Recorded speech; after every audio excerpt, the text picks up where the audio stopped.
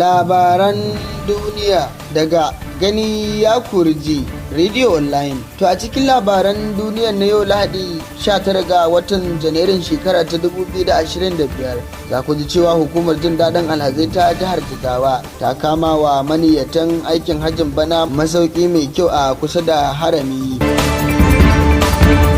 Hukumar raba hasken wutar lantarki ta ƙasa TCN ta ce an lalata manyan tirakunan wutar lantarki sama da 18 a wasu jihohin ƙasar nan. Isra'ila ta tabbatar da sakin mata 3 da Hamas ta yi garkuwa da su. Kanin labaran kuka rigaya kuka ji, sai ku gyara zama domin jin cikakken sa tare da ni Ibrahim Adamu Dutse.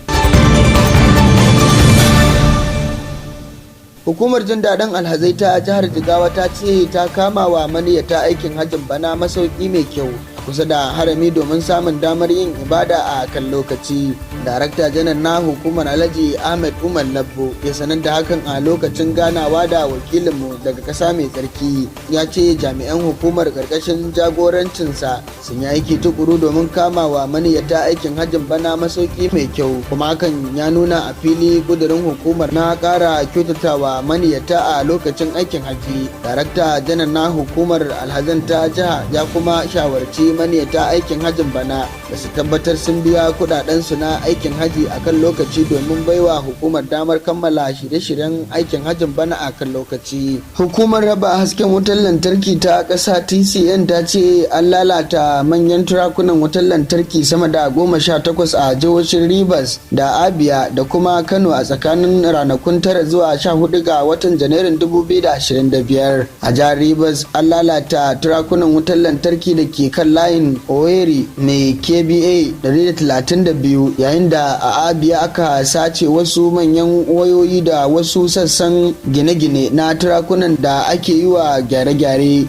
Kuma a Kano bata gari sun lalata turakunan da ke kan layin Katsina mai nauyin KBA 132. Kazalika a Abuja an gano an lalata wayoyin da ke karkashin ƙasa na wutar lantarki a ranar 17 ga watan Janairu, wanda ya kawo tsekon ɗauke wutar lantarkin a yankunan birnin. Mai magana da yawun kamfanin TCN Mrs. Ndidi Mba ta bayyana wannan matsalar a matsayin babbar barazana ga ci gaban wutar lantarki. Ta roƙi al'umma da su taimaka wajen kare waɗannan kayayyaki domin amfanin kansu da gwamnati. Dakarun haɗin gwiwa na ƙasa da na sama ƙarƙashin rundunar Operation Fansan Yamma sun zafafa farmakin da suke kaiwa fitaccen kasar gumin shugaban 'yan bindigar nan Bello Turji a Zamfara. Har-haren baya-bayan nan dai da sojojin suka kai sun tarwatsa wasu muhimman maɓoya a Fakai da ke ƙaramar hukumar Shinkafi, inda Turji da mukarrabansa suka daɗe suna gudanar da ayyukansa a fili. Hakan na zuwa ne bayan wasu nasarori da aka samu wadda ya sanadiyar lalata sansanonin 'yan bindigar da dama a ƙaramar hukumar Sabon Birni ta jihar Zamfara. Daga cikin sansanonin da aka kai harin sun hada da zangon Ɗangwandi, zangon Tsaika, zangon Kagara da kuma wata makaranta da Turji ke amfani da ita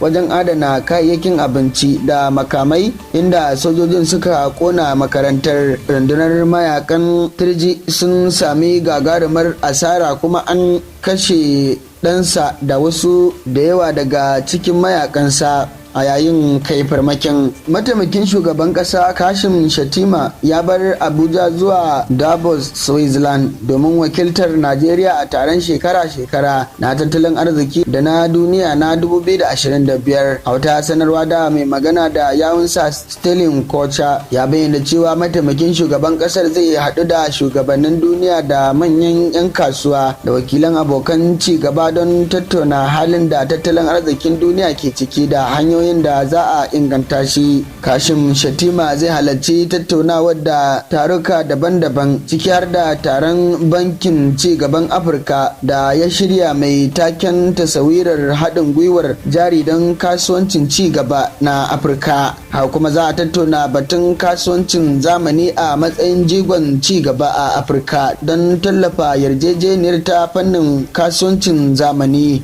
Za kuma ya halarci tattaunawa kan manyan barazanar barazanar da ke fuskantar duniya na 2025 da sauran muhimman abubuwa da suka shafi tattalin arziki da ci gaban Afirka. Ana sa ran dawar Shettima bayan kammala ayyukansa a Davos tare da wasu manyan jami'an gwamnati. To daga kasashen ƙetare kuwa hukumomin sojin Isra'ila sun tabbatar da cewa mata ukun nan da Hamas ta saki a cikin 'yan kasar da ta yi garkuwa da su yanzu sun koma Isra'ila da Gaza. Hamas ta danka matan ga kungiyar agaji ta duniya ta Red Cross, inda 'yan Isra'ila da dama suka yi maraba tare da murna da sakin nasu, wadda suka kalla ta wani babban allon talabijin da aka girke a babban birnin Isra'ila Tel Aviv. Bayan an duba lafiyarsu, daga nan za a tafi da su wani asibiti a kusa da babban birnin kafin kuma daga bisani a hada su da iyalansu. An tabbatar da matan su ne waɗanda Hamas ta bayar da sunansu a waɗanda za ta fara saki. Kakakin sojin Isra'ila Daniel Hagari a wani taron manema labarai ya ce a cikin mako 6 na farko za a rika sakin mutum 3 ko 4 duk mako cikin waɗanda Hamas ɗin ta yi garkuwa da su. Wata tankar mai da ta fashe da misalin karfe 10 na safiyar ranar Asabar a mahaɗar Dukko da ke kan hanyar Abuja zuwa Kaduna a ƙaramar hukumar Gurara ta jihar Neja,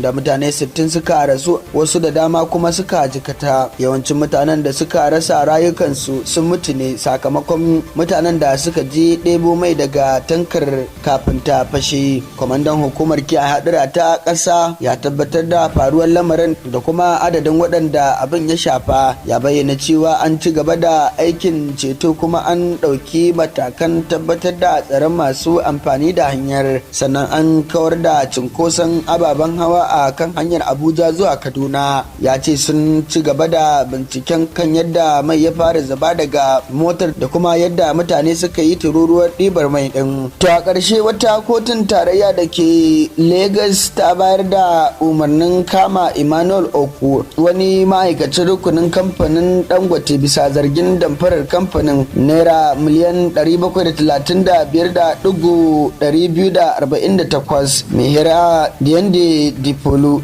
ya bayar da wannan umarni ne bayan buƙatar da jami'in shigar da karar Muhammad Bello ya gabatar, inda ya bayyana cewa Okwu ya gaza halartar shari'ar bayan samun beli. Sashin yaƙi da zamba na rundunar 'yan sanda da ke Ikoyi jihar Legas ya gurfanar da Okwu tare da wasu mutane 9 bisa zargin cinikayya ta hanyar damfara daga masu jigilar man fetur na Dangote zuwa matatun Ibesi da Obajana. Masu laifin sun hada da Ikuchukwu Kingsley Obi, Chikozi Osuoku da wasu ƙarin mutane 7. An ce waɗanda ake zargin sun damfari Dangote kimanin naira biliyan 19 tsakanin Janairun 2022 da Yunin 2023. Kotun ta ɗage ci gaba da sauraron ƙarar sai zuwa ranar 25 da 27 ga watan Fabrairu don ci gaba da shari'ar, inda aka umarci a kama Okwu don gurfanar da shi a gaban kotu.